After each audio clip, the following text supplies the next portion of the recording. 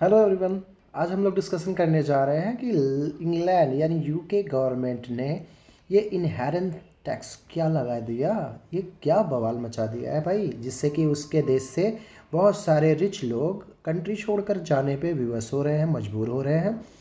तो आप लोगों ने सुना होगा कि बहुत सारे दूसरे देशों से रिच लोग लंदन जाके बस जाते थे। वहाँ पे ऐसी कोई सिस्टम या इनहेरेंट टैक्स, जिसको हम लोग वसीयत का टैक्स कहते हैं, जैसे सपोज़ आपके दादा परदादा ने, आपके पापा ने आपके लिए बहुत सारी प्रॉपर्टी छोड़ दी, बहुत सारा पैसा बना के छोड़ दिया।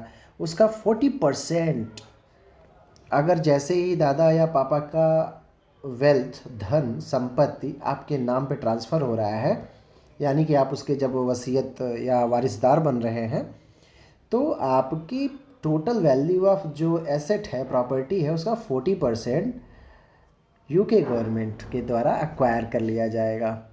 तो क्या ये चीज़, ये मूव जो है गवर्नमेंट का, जो एक लॉ बना दिया गया जिसको इनहेरेंट टैक्स भी कहते हैं, यानी वारिसदार का टैक्स, वसीयत वाला टैक्स, प्रॉपर्टी के ऊपर वेल्थ टैक्स की तरह एक बहुत बड़ी मेजर इशू बन सकती है ये यूके गवर्नमेंट के लिए। क्योंकि आई थिंक 600+ रिच लोगों ने, जब से ये टैक्स का अनाउंसमेंट गवर्नमेंट ने किया है, वो लंदन छोड़ चुके हैं, यूके छोड़ चुके हैं। मतलब अगर यूके पूरी यूनाइटेड किंगडम को हम यहाँ पे रेफ़र कर रहे हैं।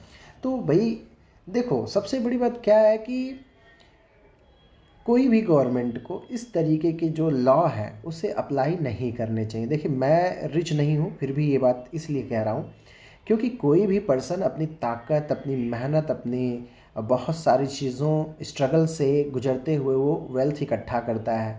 उसकी सोच यही होती है, क्योंकि वो वेल्थ जब इकट्ठा करने के प्रोसेस में होता है, रास्ते में होता है, तो ऑलरेडी वो बहुत सारे टैक्सेस पे करते हुए ही आगे बढ़ के ये प्रॉपर्टी एसेट बनाता है।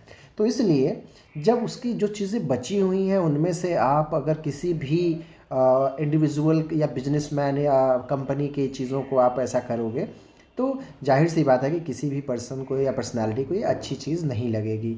तो ये बहुत बड़ा एक मुद्दा बना है। और हमारे तरफ से विराट कोहली भी गए हैं लंदन में सिटीजनशिप लेकर रहने के लिए, अनुष्का शर्मा गई हैं।